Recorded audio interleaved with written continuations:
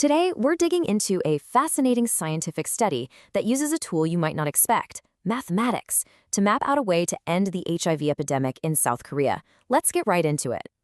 I mean, this is the central puzzle, right? HIV can spread silently for years before anyone even knows they have it, which makes it incredibly tough to get ahead of. So how on earth can you predict its next move, let alone figure out how to stop it?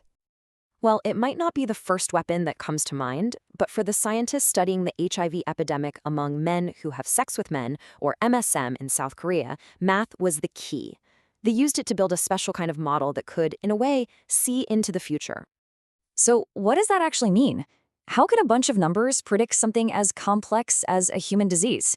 Let's break down how this digital crystal ball really works. Okay, think of a mathematical model like a flight simulator, but for an epidemic.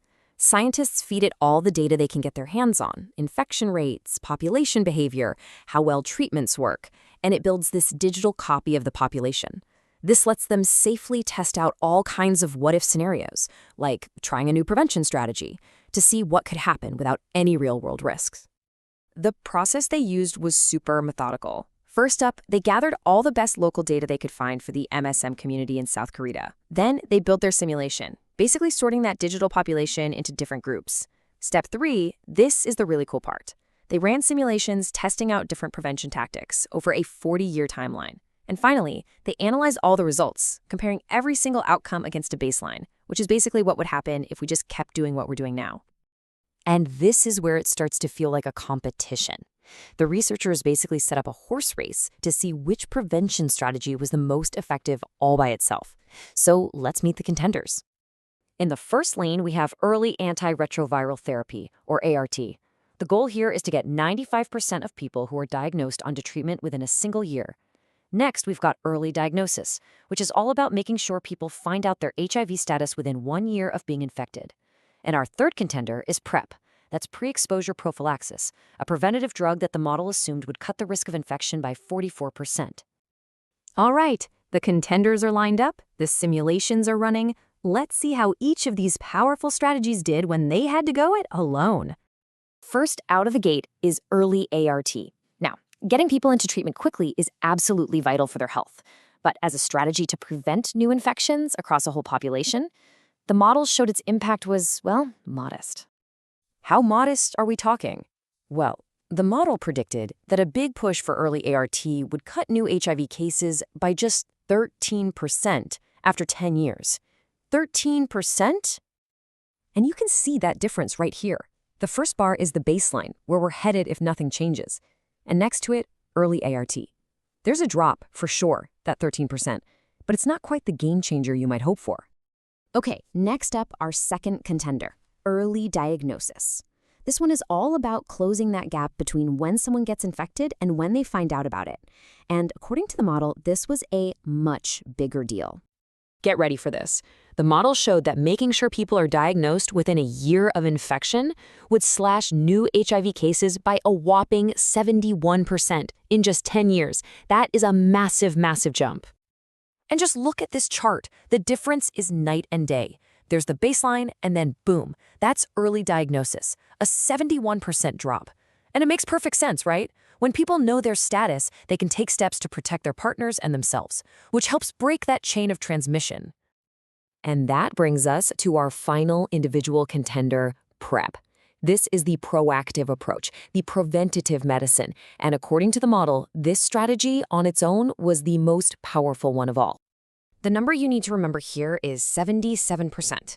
The simulation found that scaling up PrEP could cut new HIV cases by 77% over a decade.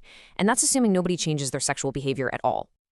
So it seems like PrEP is the clear winner, right? Well, real life is always a bit more complicated, and the researchers knew they had to factor that in. So let's talk about the complications, and more importantly, the combinations. Here's the big question that always comes up with PrEP. If people feel protected by a pill, are they going to stop using other forms of protection like condoms? It's a real concern called behavioral disinhibition. And what's awesome about this study is that they didn't just ignore it. They built that exact scenario into their flight simulator. This table shows you exactly what they found. On the left, you see a potential increase in unsafe sex. On the right, you see how much PrEP still reduces new HIV cases. With no change in behavior, you get that incredible 77% reduction. But even if risky behavior jumps by 20%, you still get a huge 62% drop in new cases. And even with a 30% increase, it still cuts new infections by more than half, 52%. Let's put that into perspective. The model's worst-case scenario for PrEP, with a big increase in risky behavior, still delivered a 52% reduction in new infections. Remember early ART on its own? That was only 13%. This shows us that even with potential changes in behavior, PrEP is still an incredibly powerful tool. So the model is pretty clear. Each of these strategies helps on its own, and PrEP and early diagnosis are the real heavy hitters. But that leads to the ultimate question. What if you didn't have to choose? What happens when you throw everything you've got at the epidemic all at once? The answer is this number, a mind-blowing 94.4%. By combining early diagnosis, early ART, and PrEP all together, the model predicts we could see a nearly 95% reduction in new HIV infections. And get this, that's just in the first 5 years. That's not just controlling an epidemic, that's getting incredibly close to eliminating it. You know, the researchers themselves put it perfectly in their paper. They wrote, as expected, it would be most effective if all interventions were implemented together. It's a simple conclusion, but it has absolutely profound implications for public health. And this is what it all comes down to. This wasn't just some academic exercise. This mathematical model, this flight simulator for the HIV epidemic, has given us a clear roadmap. It shows a real, viable path to pretty much stopping the spread of HIV in this community. So the final question isn't really about the science anymore. It's about us. What will it take to make this mathematical possibility a public health reality?